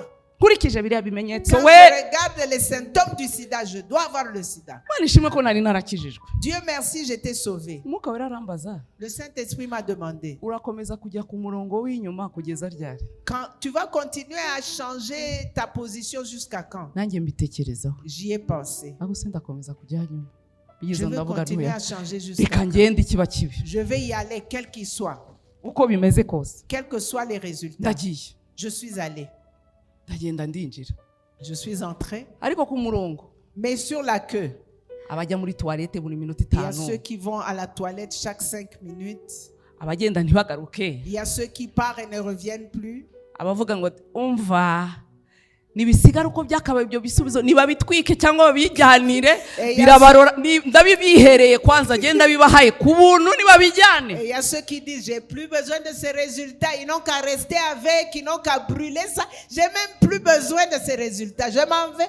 n'ubu hari abicaye ahangahe bavuga bati mama pastor ibyo bintu bizaniye Il iki? y a ceux qui sont ici qui sont en train même de demander Ibyo pourquoi tu bizanye ute? donnes cet exemple. ibyo bizanye ute? Pourquoi est-ce que tu vas dans ce ibyo côté-là? byihorere. Arrête de parler de ça. ngewe naragiye ndabifata da.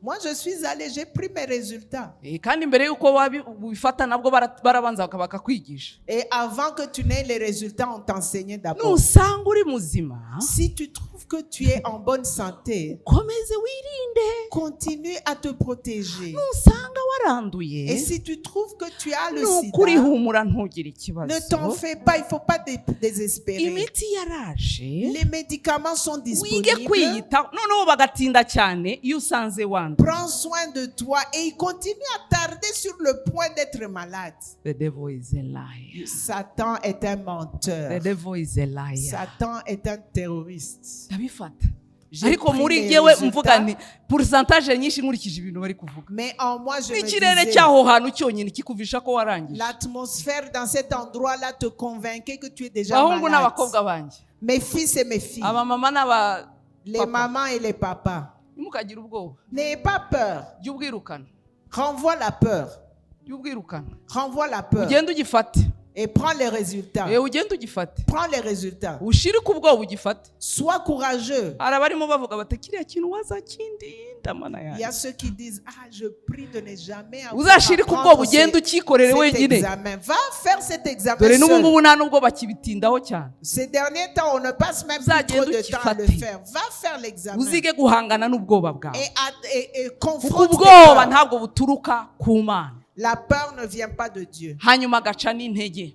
Et puis il décourage. ibyo akubwira byose n'ibica intege. Tout ce qu'il te dit Imana décourage. yarakwibagiwe, Dieu t'a oublié. ntabwo ibi wabivamo, Tu ne peux pas faire ibi ça. ntiwabishobora, Tu n'es pas capable de faire ça. ntabwo wabigeraho, Comment est-ce ibi que tu biragoye peux faire ça? cyane, Ceci est ibi difficile. ntibyashoboka, Ça c'est impossible. ntabwo uzayabona. Tu n'auras pas ça. n'ibyo n'ibicantege gusa satani C'est des atubwira. découragements seulement. rero ntukamwemerere ko akuvugisha kuko N'accepte ntabwo pas qu'il abishobora. murmure à ton oreille.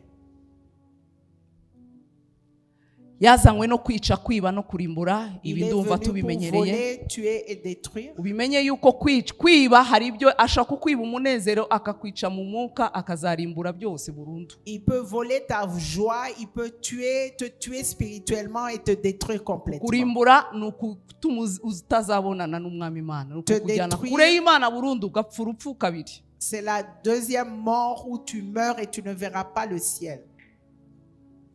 buri gihe ujye wibuka ko umwanzi wawe yaratsinzwe. Rappelle-toi que l'ennemi a été vaincu. ndashaka dusome ibi byanditswe rero duhagaze, J'aimerais que nous puissions lire ces écritures en kuko nous nibyo tugiye levant. gusengeramo. Levons-nous et nous allons lire ces écritures et nous allons muramfasha prier. gusoza, Vous allez m'aider à conclure mumfashe duhagaze twese. En nous levant tous ensemble, dusome ibi byanditswe.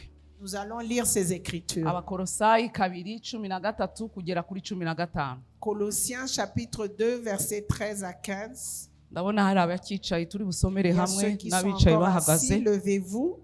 Colossiens 2, 13 à 15. Nitumara kubisoma turasenya imbaraga za Satani mu buzima bwacu. Après avoir lu cette écriture, nous allons détruire la puissance de Satan. Twagiye rimwe kabiri tugende. 1, 2, 3. Kandi ubwo mwari mupfuye muzize ibicumuro byanyu no kudakebwa kw'imibiri yanyu yabahinduranye bazima nawe imaze kutubabarira ibicumuro byacu byose, igahanagura urwandiko rw'imihango rwaturegaga, ikarudukuzaho kurubamba ku musaraba, kandi imaze kunyaga abatware n'abafite. De ce qu'il dit, nous observons, nous savons et nous le renvoyons. Ngo ibyo Satani abavuga ngo genda byirengagiza nkikomereza, oya ntukabyirengagize, jya ubyitaho umurwanye nawe.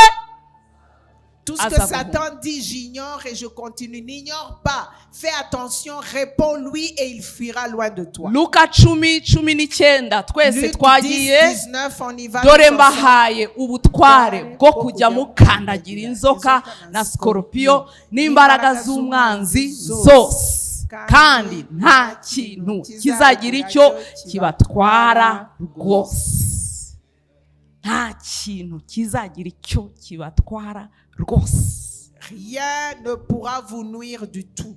Bamwe batinya kumwirukana ngo atabatera nyuma. Il y a ceux qui ont peur de Satan pour qu'ils ne ngo badakoma rutenderi ngo naguma uko ari ntacyo bintwaye. Ils ne reviennent pas en reprise pour pouvoir les tuer. Ils disent, baravuze Yesu aravuze ngo mbahaye ubutware bwo gukandagira inzoka, bwo gukandagira skorpiyo, de marcher sur les serpents et les scorpions. Ibyo ni ibifatika, ibyo ni ubukene, ibyo ni ibintu bigaragara, ibyo ni icyangiro, ibyo ni igisuzuguriro, ibyo ni ibintu bikuriho, ngo ni imbaraga z'umwanzi zose. Et toute la puissance de l'ennemi. Yesu aradusezeranya ko nta kintu kizagira icyo kidutwara. Jésus nous promet que rien ne pourra nous nuire. Yohana wa mbere 3:8 twagiye rimwe kabiri tugende. Ukora ibyaha ni uwa Satani, kuko uhereye mbere na mbere Satani akora ibyaha. Ibyo umwana w'Imana yerekaniwe nibi, nukugira ngo amareho imirimo ya Satani, akureho amareho. Uyu munsi aya manywa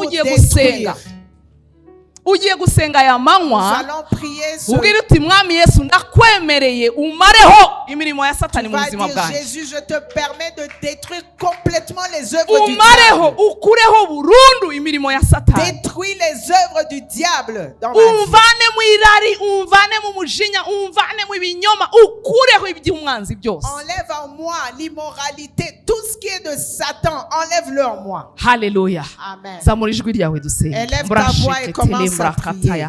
Shebra sekete lembra katoyo zambre shekete lembra kataya shinda lambre kezekete yambre ketele bra shakata yenda lambra katoyo bra shekete. Ndasenye imbaraga z'umwanzi zose kuri iri torero. Ndasenye imbaraga z'umwanzi, imbaraga z'umwijima kubera abo muri iri torero mu izina rya Yesu Kristo.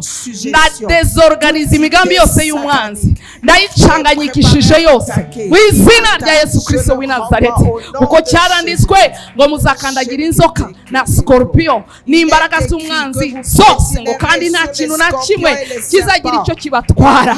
Ndavuga iki cyumweru ni icyumweru cy'ubutsinzi, ndavuga itorero riranyura mu cyumweru cy'ubutsinzi mu izina rya Yesu Kristo. Ndavuga abera b'Imana iki cyumweru baragendera mu butsinzi mu izina rya Yesu Kristo w'i Nazareti. Ndirukana imyuka mibi y'uburwayi, ndirukana imyuka mibi y'urupfu, ndirukana imyuka mibi y'ubujura, y'imijinya, y'agahinda, yo kwiheba. Wakwiheba we, soka mu buzima bw'abera mu izina rya Yesu Kristo w'i Nazareti. Ndavuga imbaraga z'umusaraba. Ombra shekete lembra katoyo shebra kataya.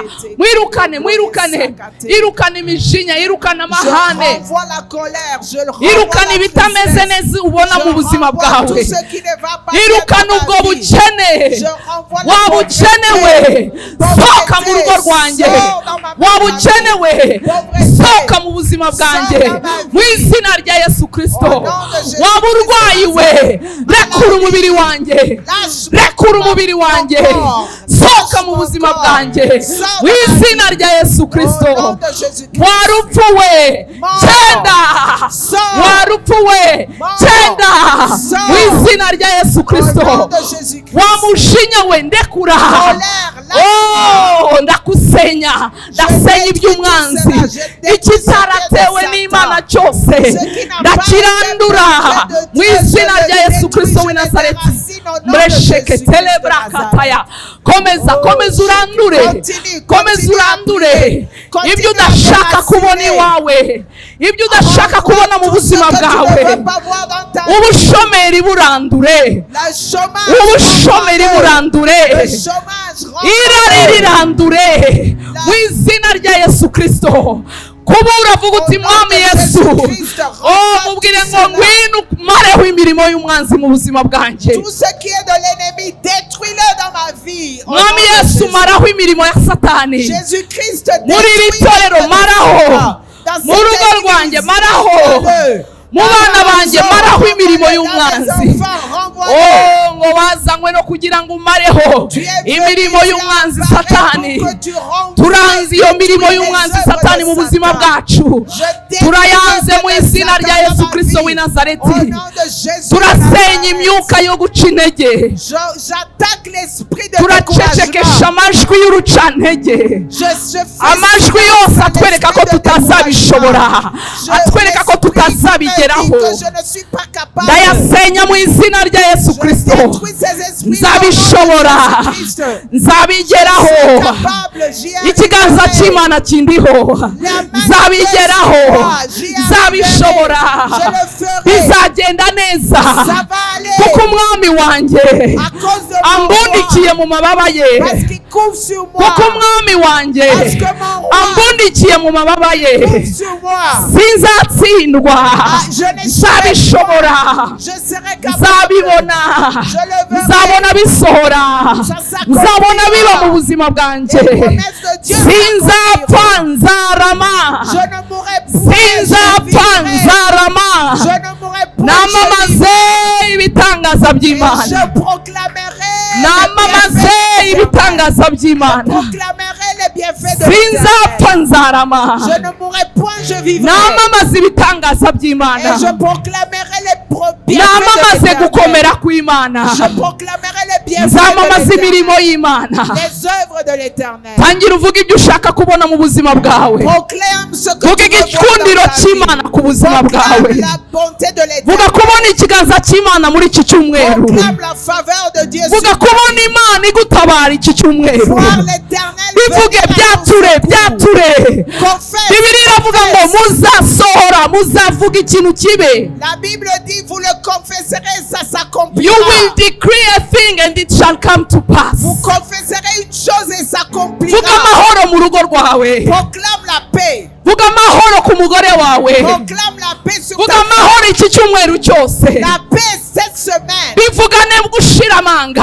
Fais-le avec courage. Ubuti umwami wanjye arantabara, parce que l'Éternel est avec ubuti ndabona ubutabazi bw'Imana iki cyumweru. Tu vas voir la main de Dieu cette semaine. Ubuti sinzaneshwa, nzatabarwa n'Imana. Je n'échouerai point, je vais être réussi. Ubuti ndahamagara imbaraga z'umusaraba, j'appelle la force, ndahamagara imbaraga z'amaraso ya Yesu, la force et la ndahamagara insinzi y'igorogota iwanjye, la victoire de Golgotha, insinzi y'igorogota mu banjye, la victoire de Golgotha dans insinzi y'igorogota mu biro byanjye, la victoire de ku mashuri yanjye, dans mes études, ku byanjye byose.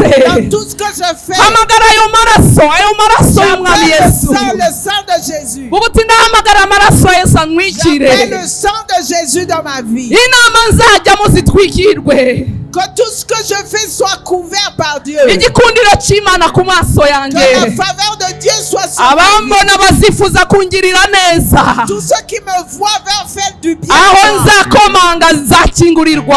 Et partout je frapperai, on ouvrira. Nimpaha ndaronka. Et si je vais chercher, je trouverai. Umugisha w'Imana undiho. La bénédiction de Dieu sur ma vie. Imana yampaye umugisha sindi ukivume. L'Éternel m'a je ne suis pas maudit. Je suis riche, je ne suis pas pauvre. Parce que celui qui n'a pas connu le péché, il est devenu péché à cause de moi. Celui qui était riche est devenu pauvre pour moi. Je ne suis pas pauvre. Je ne suis pas pauvre. Parce que celui qui est capable de faire, celui qui dépasse, ce que je pense, c'est lui qui va répondre. Au nom de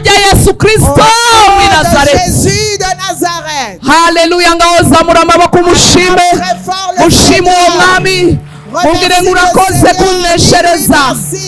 Mushime uyazamuye ayo maboko, ifate ko watsinze, ifate ko watsinze. Iyo Mana ntibesha, iyo Mana ntinanirwa. Urakoze mwami, urakoze mwami, urakoze rutare rwacu. Turagushima tugukuriye ubwatsi, tukoma amashyi, tuvuga ngo urakoze. Amen, amen, amen. Reka ngusaba uhobere mugenzi wawe. Tu vas saluer ton voisin. Umubwire uti mwami aradukorera ibikomeye iki cyumweru. Et dis-lui, l'Éternel nous a fait du bien. Uti iki cyumweru ni icyanjye. Cette semaine est à moi. Uti mwami arandemera ishimwe iki cyumweru. L'Éternel va créer un miracle dans ma vie. Mubwire uti mwami arandemera ishimwe iki cyumweru. Le Seigneur va créer une action de grâce. Iki cyumweru. Le Seigneur va me donner un témoignage cette semaine. Amen, amen. Duhagaze dukoma amashyi twakira papa. Acclamons le Seigneur en accueillant papa.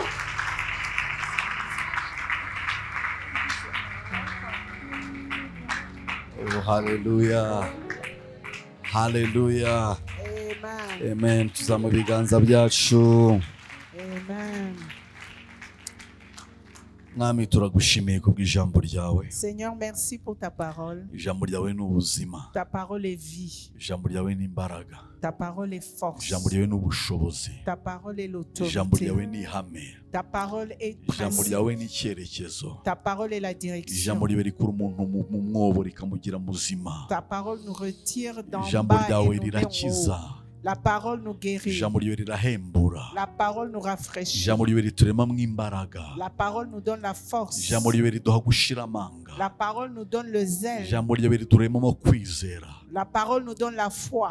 Ijambo ryawe mwami. À cause de ta parole, chaque personne qui est va sortir transformée. Ta parole va donner vie en lui. Ta parole va donner la direction. Les montagnes devant nous vont tomber au nom de Jésus. Tout ce qui était montagneux devant nous va être aplani au nom de Jésus. La maladie dans nos vies est en train d'être détruite au nom de Jésus. Chaque oppression satanique est détruite au nom de Jésus. Je te donne toute la gloire. Que ta gloire puisse luire dans nos vies. Que nous puissions marcher droit parce que tu es avec nous. Que ta gloire puisse luire dans leur vie. Que ta faveur puisse ouvrir les portes devant eux. Nous brisons toutes les portes en airain devant eux au nom de Jésus. Nous détruisons les portes d'airain devant eux au nom de Jésus-Christ. De la même manière dont tu as détruit les murs de Jéricho, nous détruisons les murs autour des chrétiens. Comme tu as asséché la mer rouge et ils ont traversé, nous asséchons devant eux, aplanissons les voies au nom de Jésus. Comme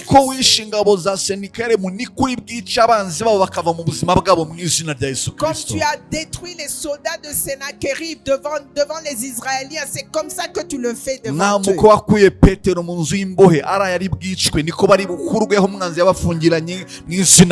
as libéré Pierre la nuit dont il était condamner. C'est comme ça que ça va se passer dans la vie des chrétiens. uko wahaye imbaraga Gideon agasenya Midiyani niko abanzi babo bari busenywe mu izina rya Yesu Kristo. Comme tu as donné la force à Gédéon pour vaincre les Midianites, c'est comme ça que les chrétiens ont la force de vaincre Satan. Wahaye icyubahiro cyose. Je te donne toute la gloire. Ushyize hejuru. Sois élevé. We mukunzi mwiza dufite. Notre Dieu qui nous aime. Ni wowe ubana natwe no mu mibabaro yacu. C'est toi qui es avec nous même dans nos problèmes. Ndetse waravuze ngo nta cyerekezo kizatugeraho utatwihanganisha cyangwa utatwambutsa. Et tu as dit qu'il n'y a pas de tentation qui nous arrive où tu ne vas pas nous délivrer. Wahaye icyubahiro mukunzi wacu. Te donnons toute la gloire. Ishimwe ni ryawe. Tout l'honneur est à No toi. gushyirwa hejuru. Et l'élévation est à Mu toi. izina rya Yesu Kristo Au w'i nom de Nazareti. Jésus-Christ de Nazareth. Amen. Amen. Amen.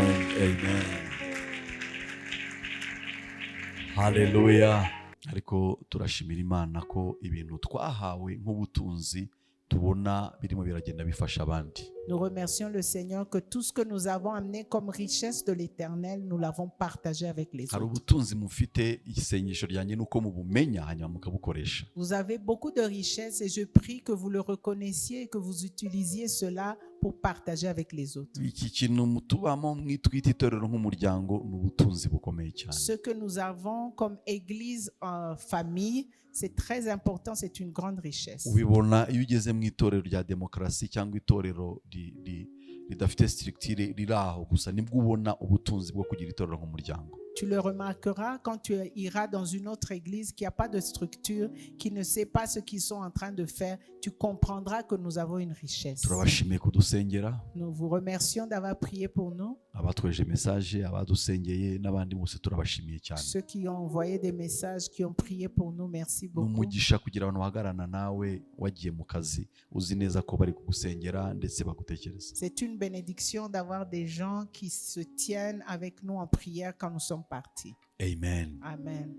Dufite icyumweru imbere yacu kirimo icyumweru cyo gushima cy'amashimwe cyangwa cya worship. Nous avons la semaine d'adoration et de louange qui va commencer. Kuwa kane tuzatangira ikiterane cyacu cyo gushima. Nous allons commencer la conférence de louange et adoration jeudi. Uzaze tuze kwisuka imbere y'Imana mu mashimwe. Venez, nous allons être devant Dieu à lui donner nos louanges et notre adoration. Kuramya no guhimbaza hakorwa ibintu byinshi cyane. Il y a beaucoup de choses qui se passent dans la louange et l'adoration. So ndabatumiye kandi muzatumira inshuti n'abavandimwe. Invitez les autres et venez aussi vous-même. Hallelujah. Amen.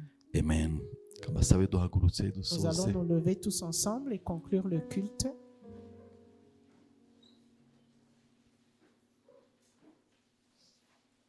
Turabashimiye mwese mwashobojwe guterana uyu munsi. Merci à tous ceux qui sont pu venir dans ce Ndetse culte. n'abashyitsi Les turabashimiye. visiteurs, merci de nous avoir visités. Niba udafite aho uteranira tuguhaye ikaze muri Kingdom Believers Church. Si vous n'avez pas d'autre église, nous vous accueillons ici parmi nous.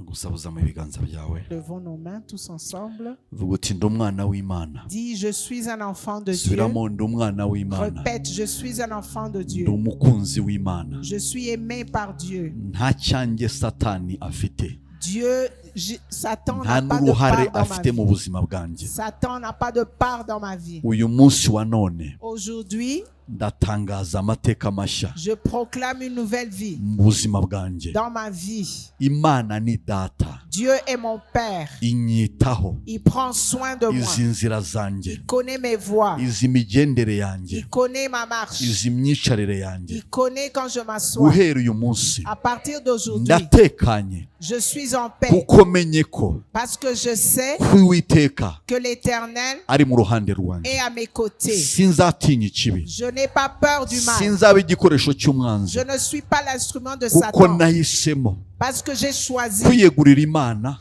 de me consacrer à Jésus par volonté n'umutima wanjye. de tout mon cœur. Mwami Imana, Seigneur Dieu, iki cyumweru cette semaine, umpe kukuramya, donne-moi de umpe t'adorer, kugushima de te remercier kubera uwo uri we, à cause de qui tu kubera es, ibyo wakoze mu buzima à cause bwanjye de ce que tu as fait no dans ma vie kubw'imigambi myiza umfitiye. et des plans merveilleux que tu Icyubahiro as cyose pour kibe moi. cyawe Toute la gloire est à toi. mu izina rya Yesu Au Kristo. nom de Jésus-Christ. Amen. Amen. Amen. Amen. Mugire icyumweru cyiza Ayez une bonne semaine kandi mugume muri ubwo buntu. et restez dans cette grâce. Turabakunda. Nous vous aimons bien. Imana ibahe umugisha. Que le Seigneur vous bénisse. Thank you.